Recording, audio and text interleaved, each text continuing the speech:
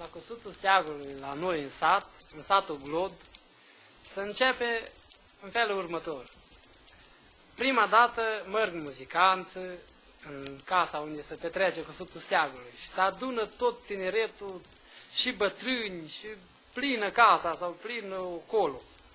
Și se începe prima dată cu melodia de căsutul steagului, o melodie mai de jele.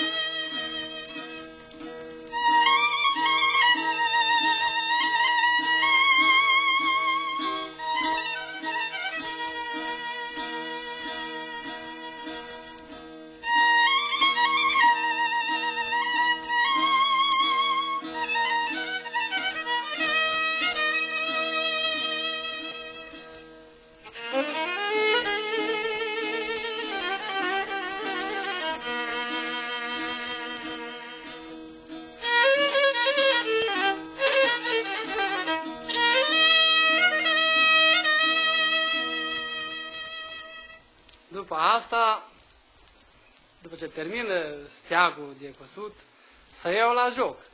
Pe urmă joacă un joc fecioresc, cu steagul deasupra nirelui la cap, acolo îl joacă, în scutură.